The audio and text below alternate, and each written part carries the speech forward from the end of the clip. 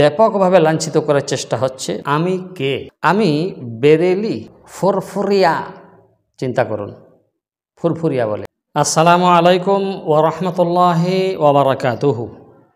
সম্মানিত ইমানদার, দিনদার, মুত্তাকি, পরহেজগার দর্শক মণ্ডলীরা, আজকের ভিডিওতে খুব একটি বিশেষ বিষয় নিয়ে আলোকপাত বা আলোচনা করতে এসেছি, যেটা আমার নিজেরই বিষয়। এখন প্রশ্ন জাগছে মানুষের মনে আমাকে নিয়ে সংশয় হচ্ছে যে আমি কে, আমি কোথা থেকে এসেছি। বাড়ি আমার তারা নিশ্চিত জানে, কিন্তু তারপরেও আমি কোথা থেকে এসেছি, আমি কোন মাদ্রাসা থেকে ফারিগ হয়েছি, কোন মাদ্রাসা থেকে মৌলানা ডিগ্রি অর্জন করেছি, আমি বেরেলি নাকি আমি ফুরফুরা, না কি আমি কে।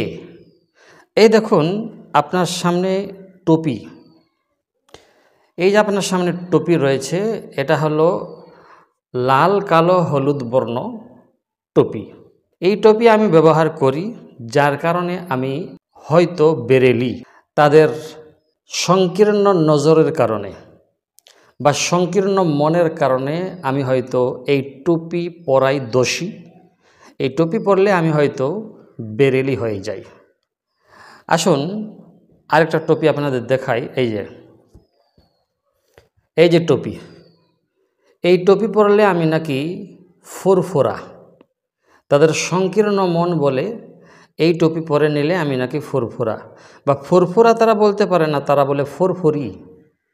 কি বলে তারা ফুরফুরি বলে। আল্লাহ তাদের ফুরফুরা পুরো শব্দ বলার তৌফিক নসিব করুন, আমিন।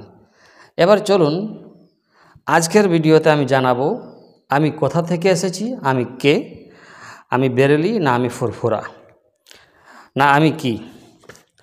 কিছু মানুষের আমার সার্টিফিকেট নিয়ে, আমার সনদ নিয়ে সংশয় রয়েছে, সন্দেহ রয়েছে যে এ কোন মাদ্রাসা থেকে পড়েছে, পাস হয়েছে কি হয় না, মানে অনেক রকমের সংশয়।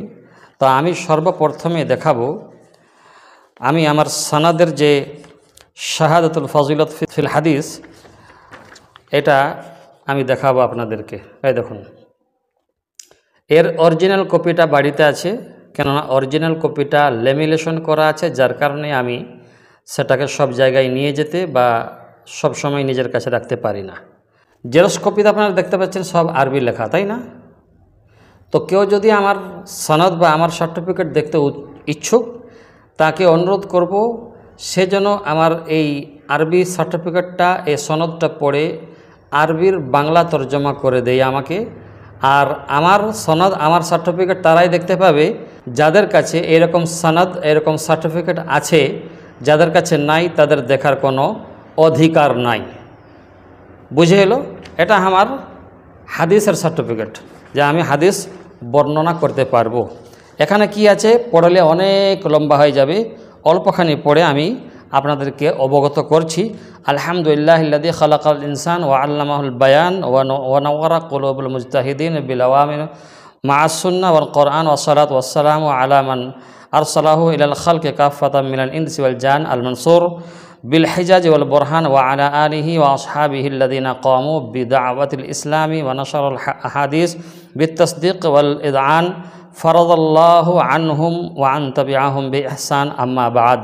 তারপরে আমার ব্যাপারে বলেছেন ফাইনাল আখ, অর্থাৎ ভাই, আস-সালিহ আল বারি আল মৌলবি মোহাম্মদ তাকরিম ইবনে মোহাম্মদ তসলিম আল মুতাওয়াত্তন, নূতন গ্রাম সোবা ভিকুরডিহি আল মদিনা, বাঁকুড়া, মাগরিবি, বাঙ্গাল।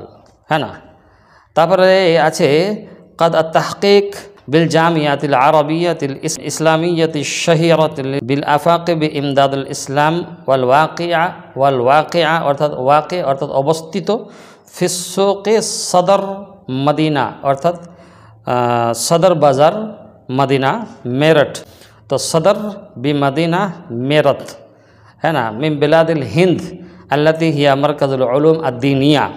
এরকমভাবে অনেক আছে, এবং এখানে আমাকে হাদিস বর্ণনা করার অনুমতি দিয়েছে। এটা হলো হাদিস বর্ণনা করার সার্টিফিকেট। বর্ণনা করতে পারবো, আমি হাদিস বলতে পারবো সনদ সহ, হ্যাঁ না। এবার আসুন আমি আমার তসদিকনামা দেখাই। এই যে এখানে লেখা আছে মাদ্রাসা ইমদাদুল ইসলাম সদর বাজার মেরঠ, হ্যাঁ না। এখানে লেখা আছে ইংলিশে UP India, Meerut can't UP India. এখানে তসদিকনামা লেখা আছে। এখানে লেখা আছে ইংরেজিতে লেখা আছে ফাজিল। এখানে লেখা আছে দিস ইজ এ টু, মানে আমার এখানে পরিচয় লেখা আছে এমডি তাকরিম, পিতার নাম মোহাম্মদ তসলিম, নূতন গ্রাম, পোস্ট ভিকুরডিহি, ডিস্ট্রিক্ট বাঁকুড়া, WB। জন্ম তারিখটা এখানে ভুল দিয়ে দিয়েছে। এবার এখানে আছে মাদ্রাসা ইমদাদুল ইসলাম মেরঠ সে ফাজিল কা ইমতিহান। হ্যাঁ, ফাজিলের ইমতিহান এততে হয়েছে, এত তারিখে হয়েছে। এটা প্রিন্সিপালদের এটা সই, এটা তারিখ, হ্যাঁ না, এটা সাইন, ডেট অফ দেওয়া আছে। তো এটা হলো আমার তসদিক পরিচয়পত্র যে আমি এই মাদ্রাসা থেকে পড়েছি। প্রথমে দেখালাম আমি হাদিস বর্ণনা করতে পারবো, তার সার্টিফিকেট, হ্যাঁ না। তারপরে দেখালাম তসদিকনামা পরিচয়পত্র যে আমি এই মাদ্রাসা থেকেই পড়েছি। তারপরে আপনারা হয়তো স্ক্রিনেও দেখতে পাচ্ছেন। তারপরে আমার মার্কশিট কোন কোন কিতাব পড়েছি শেষ মুহূর্তে মৌলানার ক্লাসে বুখারী শরীফ, মুসলিম শরীফ, তিরমিজি শরীফ, আবু দাউদ শরীফ, নাসাই শরীফ, ইবনে মাজা শরীফ, তাহাওয়ি শরীফ, শামাইল তিরমিজি, আপনার মুয়াত্তা ইমাম মালিক, মুয়াত্তা ইমাম আহমদ রাহিমাহুমুল্লাহ। এই দেখুন 10টি কিতাব, সাবজেক্ট এটা আমার কিতাবের। কুল নম্বর MM। তারপরে আছে 50-এর মধ্যে, 50 নম্বরের মধ্যে, হ্যাঁ না, 50-এ, হ্যাঁ না। এবার আমি দেখুন যেহেতু সব কিতাবের 50 করে নম্বর আছে, টোটাল 500 নম্বর, হ্যাঁ। এবার দেখুন আমি কত পেয়েছি। বুখারী শরীফে 50-এর মধ্যে 37, মানে 30-এ পাস, 37 আমি পেয়েছি। মুসলিম শরীফে 50-এর মধ্যে 41 পেয়েছি। তিরমিজি শরীফে 50-এর মধ্যে 35 পেয়েছি। আবু দাউদ শরীফে 50-এর মধ্যে 44 পেয়েছি। নাসাই শরীফে 50-এর মধ্যে 45 পেয়েছি। ইবনে মাজা শরীফে 50-এর মধ্যে 40 পেয়েছি। তাহাবি শরীফে 50-এর মধ্যে 41 পেয়েছি। শামাইল তিরমিজি 50-এর মধ্যে 30 পেয়েছি, মানে পাস, 29 হলে ফেল হয়ে যেতাম। মুয়াত্তা ইমাম মালিক 50-এর মধ্যে 44 পেয়েছি। মুয়াত্তা ইমাম মুহাম্মদ রাহিমাহুল্লাহ 50-এর মধ্যে 44 পেয়েছি। 500-এর মধ্যে মোট আমি পেয়েছি 401 নম্বর। এখানে আমার লেখা আছে 80.2, এখানে লেখা আছে পরিষ্কার করে, আর ফার্স্ট ডিভিশন লেখা আছে না, দেখতে পাচ্ছেন। তাহলে আপনারা আমার দেখে নেন। এবার আসুন আমি কেন দেখালাম, দেখিয়ে বা আমার কি লাভ হবে। দেখুন আমি বলবো এখানে যে দেখিয়ে আমার কোনো লাভ হবে না, এতে আমি নিশ্চিত, আমার কোনো সন্দেহ নেই। যারা আমার জন্য যেটা ভেবে নিয়েছে এই ভাবাটা তাদের মন থেকে বার করতে আমি পারবো না। শুধু আমি এই জন্য ভিডিও বানাচ্ছি বা আপনাদেরকে অবগত করছি যে যাদের ব্রেনগুলো এখনও ভালো আছে তাদের ব্রেন খারাপ যেন না হয়ে যায়, সেজন্য আমি আমার মাদ্রাসা কোথায়, ইউপিতে বলে দিয়েছি, মেরঠ সিটিতে, মেরঠ ক্যান্টে আমার মাদ্রাসা শাইখুল হাদিস ছিলেন হজরত আকদাস মারহুম মৌলানা চতুর্বেদী শাইখুল হাদিস শাহিন জামালি মাহফুজুর রহমান রহমতুল্লাহি আলাইহি আমার শাইখুল হাদিস ছিলেন, যেনার কাছে আমি বুখারী শরীফ পড়েছি এবং এই 10 কিতাব যেভাবে পড়েছি সেই মাদ্রাসা শাইখুল হাদিস ছিলেন।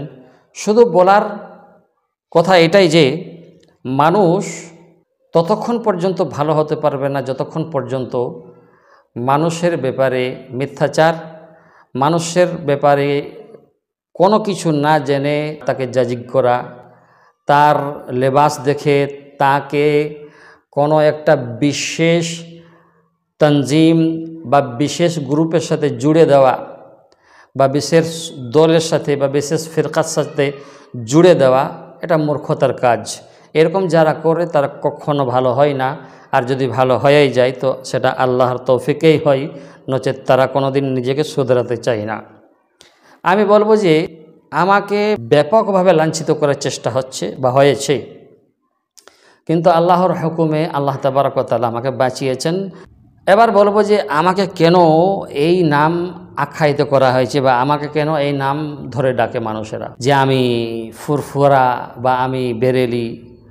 আমার যতটা সম্ভব আমার মনে হয় যে হয়তো আমি এদের তালিমে বসি না, এদের গাছতে যাই না, এদের সাথে জামাতে যাই না, হয়তো সেই জন্য এরা আমাকে বেরেলি বা এরা আমাকে ফুরফুরিয়া বলে। তো দর্শক শ্রোতা, যাই হোক, বেশি কিছু কথা বলবো না, আপনাদেরকে যা দেখাবার দেখিয়ে দিয়েছি, যা বলার বলে দিয়েছি।